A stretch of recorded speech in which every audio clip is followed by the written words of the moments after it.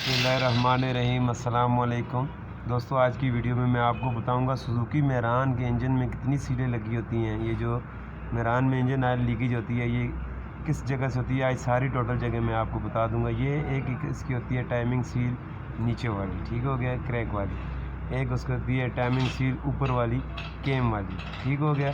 ये टोटल इस साइड पे 2 सीलें लगी होती हैं। इसके अलावा इसकी एक तीसरी सील होती है मेन सील, ये भी क्रैंक की पिछली साइड पे, गियर वाली साइड पे, अंदर फ्लाई व्हील के नीचे ये लगी होती है इस जगह, ठीक हो गया।